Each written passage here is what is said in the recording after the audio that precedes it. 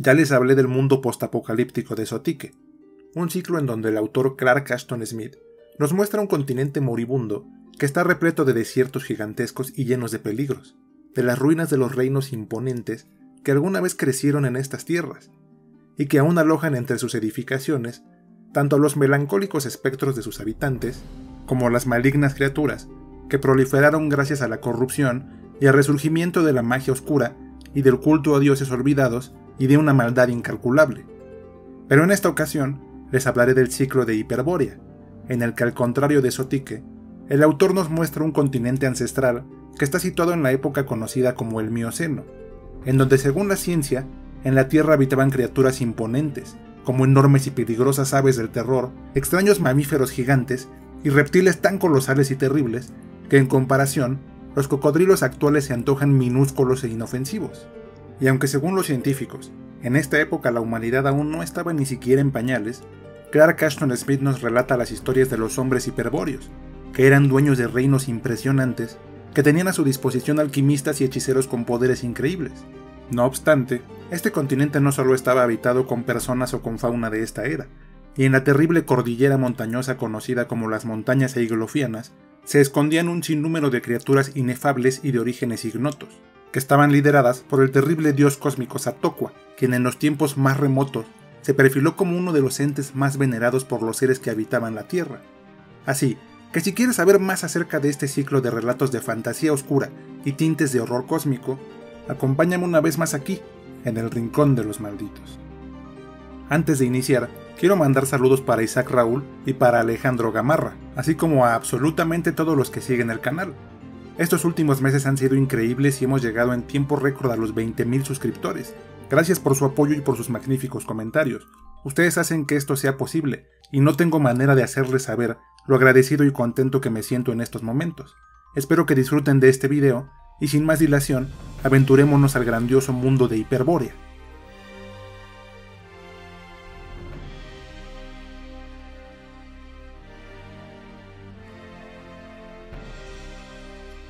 El ciclo de Hyperborea es considerablemente más corto que el de Zotique,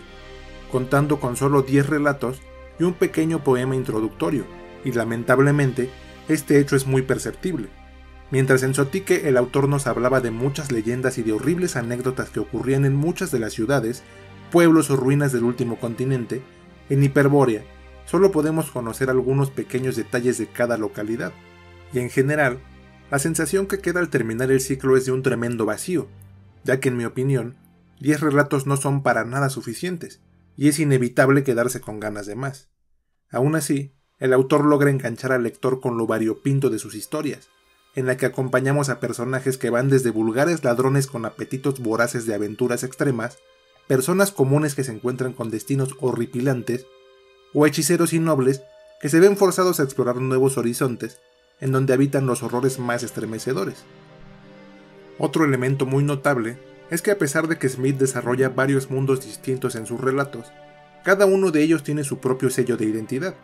y se diferencia de alguna forma de los demás.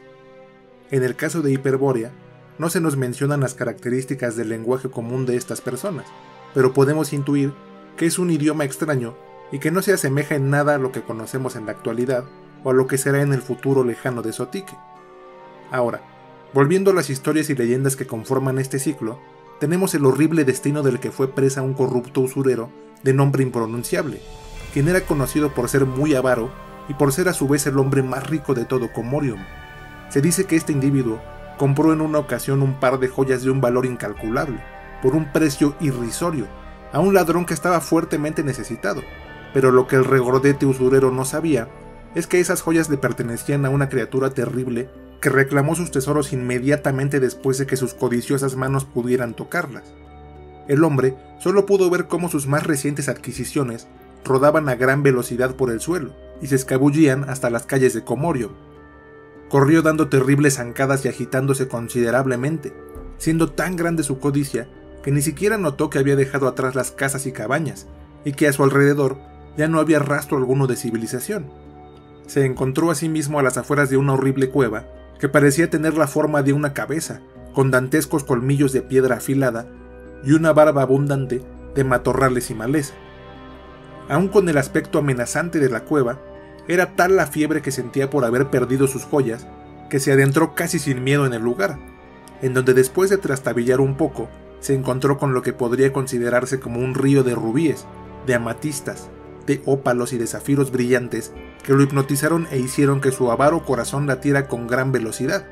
y que el hombre entrara en un éxtasis imperioso. Pero este idilio acabó muy pronto,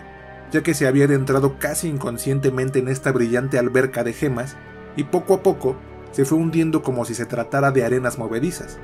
Así que alterado, comenzó a gritar y a pedir ayuda, pero solo recibió la asquerosa respuesta de un ser abismal que lo veía y que se burlaba de él desde las alturas. Su cabeza era como la de un malsano sapo gigante, su cuerpo tenía un aspecto viscoso y abultado, además de que su piel era muy pálida y casi translúcida. Sus apéndices eran largos y muy similares a los de un pulpo, pero sin duda, lo más grotesco era su aceitosa voz, que a pesar de su tranquilidad, daba asco, ya que sonaba rasposa y extraña. Naturalmente, el destino de este hombre fue ser devorado sin esfuerzo por la abominación de la cueva, que dada su apariencia, podemos pensar que se trataba de un familiar del dios primigenio Satocua. Así son las historias y leyendas de Hiperbórea, llenas de aventuras extravagantes, de extrañas criaturas de naturaleza oscura, de protagonistas poco heroicos que se ven envueltos en horribles situaciones y, como siempre, están aderezadas con un tono sardónico muy característico de Smith. Ahora, retomando al antes mencionado reino de Comorium, sabemos que era la ciudad más magnífica de Hiperbórea, y que fungía como la capital del continente.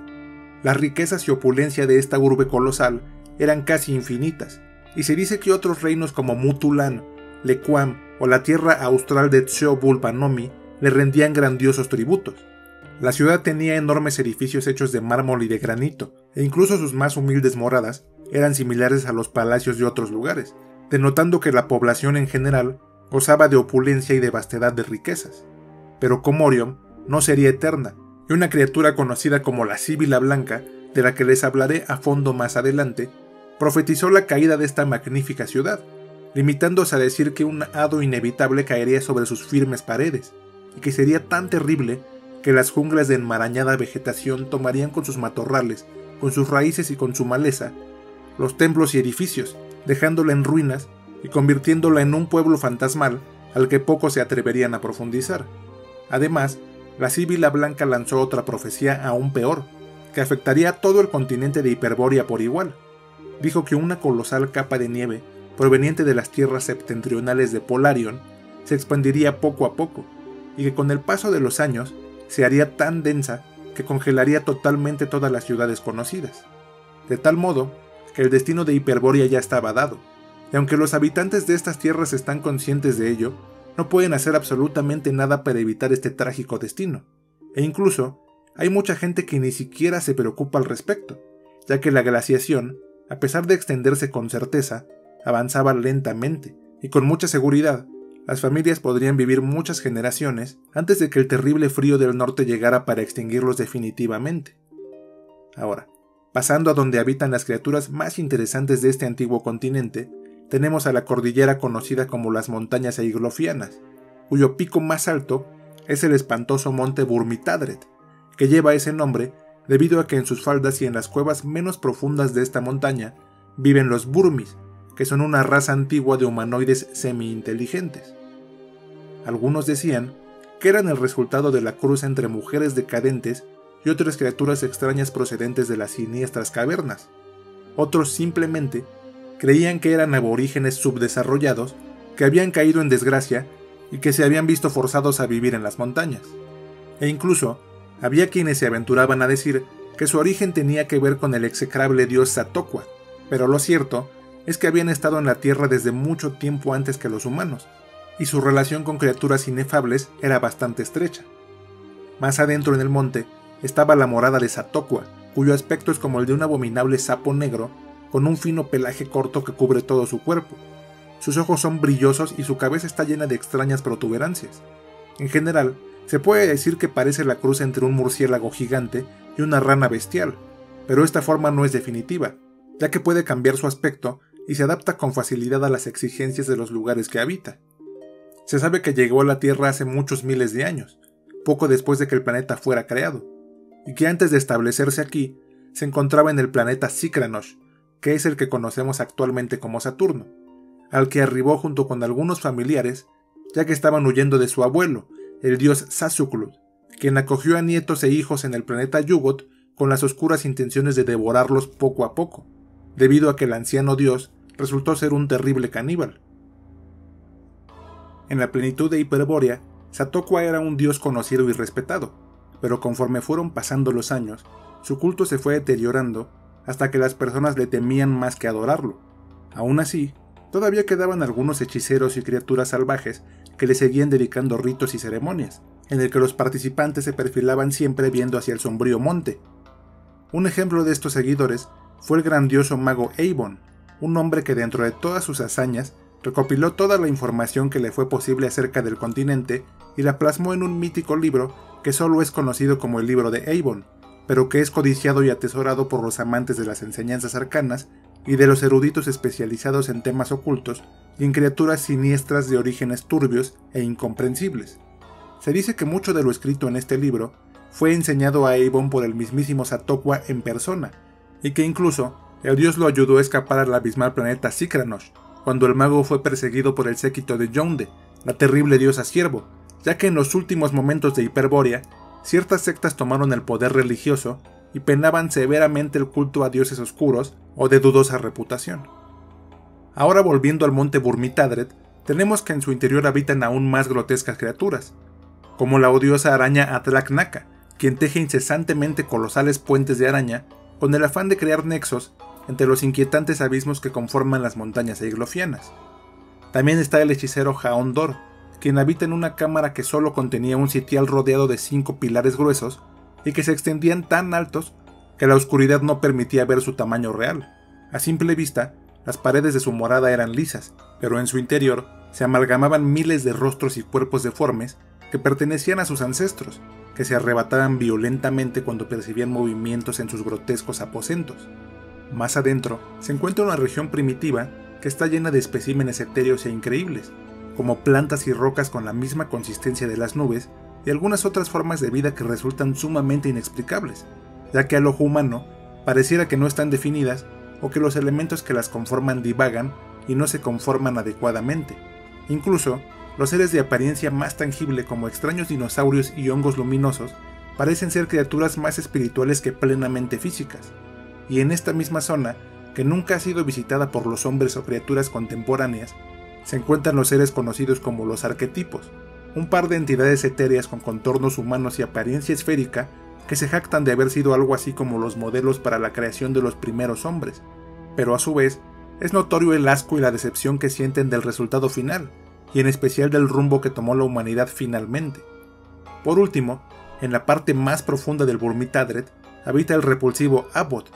quien se encuentra sumergido en un burbujeante caldo maloliente en el que el extraño primigenio se reproduce constantemente, dando a luz a bestias simplonas que a veces son devoradas por la misma criatura y que en otras ocasiones logran escapar del hediondo estanque, creciendo de manera impresionante y perdiéndose en las profundidades de esta oscura caverna. Y además de las criaturas que habitan las montañas eiglofianas, también hay otros terribles seres que se encuentran en el exterior y que han causado grandes calamidades a la humanidad de Hiperbórea. Una de ellas es la Síbila Blanca, que es descrita como una mujer tan hermosa que a menudo se confunde con una diosa o una ninfa. Su piel es pálida, pero brillante como la nieve. Ver sus ojos es como ver directamente la majestuosidad de la luna, y sus ropajes están tan inmaculados que incluso se cree que están hechos de un material etéreo y luminoso, que la hace ver como la digna representación de la pureza y de la belleza más absoluta. Se dice que viene del norte, de las heladas tierras de Polarion, y aunque su apariencia podría darle paz a quien la viera, era conocida por internarse en las ciudades como Cerngoth, Comorion o Mutulan y recitar extrañas profecías que siempre tenían que ver con la muerte o la caída de las ciudades de los hombres. Solo una persona fue capaz de hablar con ella directamente, y se dice que Torta el poeta pudo escuchar historias increíbles y que recibió una pletora de conocimiento de todos los temas posibles. Además, fue invitado por la Síbila en persona a un reino etéreo en el que la luz y la magnificencia cubrían cada rincón como si se tratara de escarcha brillante. Lamentablemente, el poeta cometió el error de entregarse a sus instintos, y en un instante se abalanzó sobre la Síbila, llenando su cuerpo con un abrazo cargado de anhelos y de éxtasis, provocando que la criatura implosionara violentamente y que todos los recuerdos de su magnífica incursión en el reino etéreo se borraran inmediatamente de su mente. Otro de estos extraños seres inhumanos es un terrible bandido de nombre impronunciable, quien fue el líder de los Burmis y que también fue el responsable del éxodo de la población de Comorium. Todo esto se explica en el relato del testamento de Atamhaus, y a grandes rasgos, lo que pasó fue que los Burmis y los hombres de Comorium entraron en una terrible disputa, ya que los bandidos liderados por el infame Shaum atacaban constantemente las granjas y las casas más cercanas a las montañas eiglofianas, robándose todo lo que podían y devorando lentamente a las aterradas personas que vivían en esta región. Así que el rey Locámetros, quien fue el último monarca de Comorium, ordenó la caza furtiva de los Burmis, y en especial estaba interesado en la captura del maldito líder de esta estirpe de bestias. Poco después, los hombres del rey lograron encontrar al cabecilla, y debieron saber que algo andaba mal, ya que se dejó apresar sin oponer resistencia, y a pesar de pertenecer a la raza de los Burmis, era evidente que este individuo no compartía las mismas características que sus congéneres. Su cuerpo era totalmente calvo, y su piel estaba llena de manchas negras y amarillas, dándole un aspecto repulsivo e inquietante. Luego fue condenado a muerte por el rey Locámetros, pero el maligno Shaum se rehusaba a morir, ya que en 3 ocasiones diferentes le cortaron la cabeza, y las 3 veces salió de su odiosa tumba con notables diferencias en el cuerpo, como protuberancias detestables y blandas concentraciones de piel que le colgaban de sus rodillas y de sus brazos. Y aunque en los anales de la historia no quedó un registro fidedigno de cómo fue que Comorium cayó en desgracia,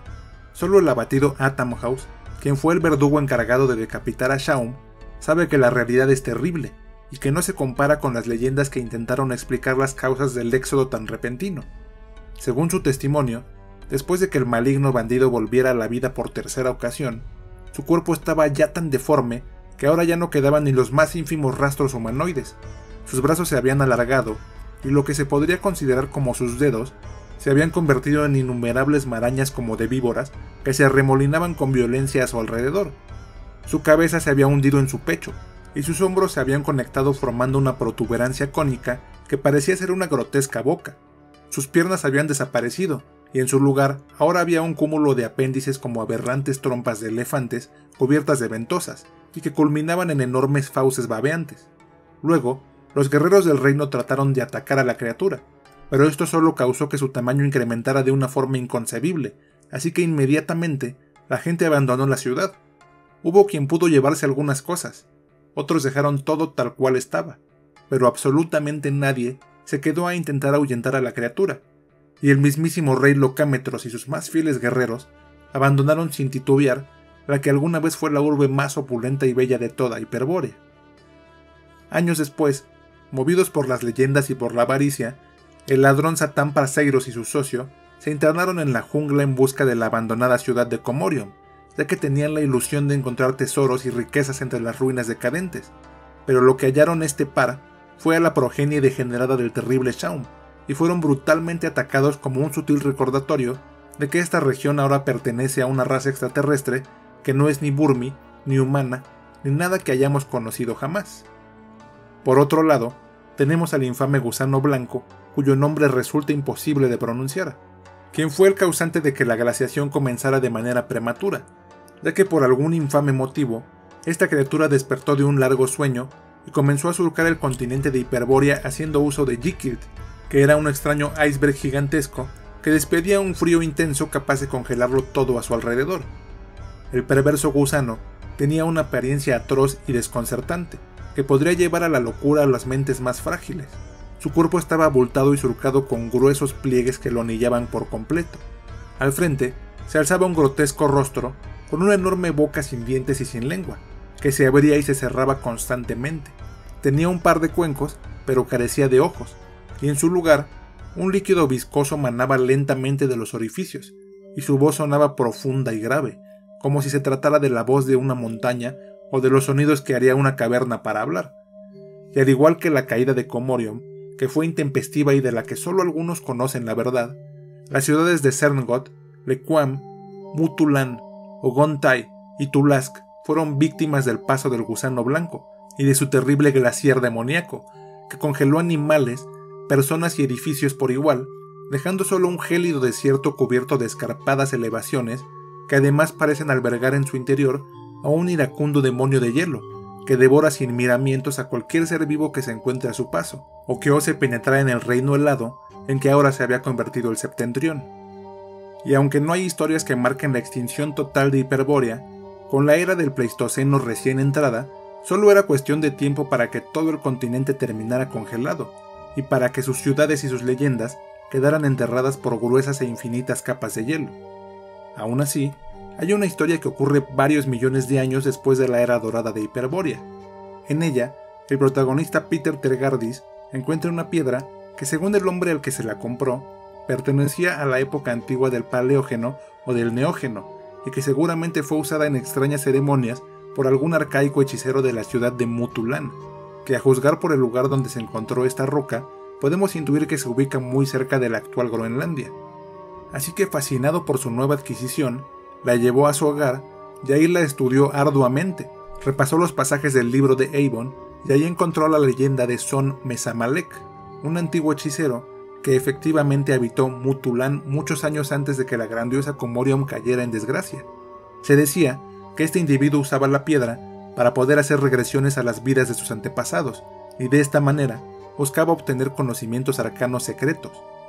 Estaba especialmente interesado en unas tablillas tan vetustas y secretas que se remontaban al origen de la Tierra, cuando el demiurgo Hubo Satla comenzó a poblar el planeta reproduciéndose inconscientemente hasta que de su malsano cuerpo sin apéndices surgieron las criaturas que posteriormente evolucionaron hasta convertirse en todas las especies que habitan o que habitaron la Tierra. Lo terrible es que, según el libro de Eivon, Mesamalek desapareció sin dejar rastro, y aunque no está claro qué pasó con Peter Tregardis, se puede concluir que viajó al pasado hasta un punto en que no pudo regresar, ya que varios días después de que adquirió la piedra, se esfumó por completo sin que nadie más volviera a saber nada de él o de su paradero. Y así terminamos el ciclo de Hiperbórea, después de pasar por las diferentes etapas del continente y de revisar las aventuras y a los seres cósmicos más terribles que hacen presencia en este ciclo. La verdad es que yo me quedé con muchas ganas de leer más historias ambientadas en este lugar,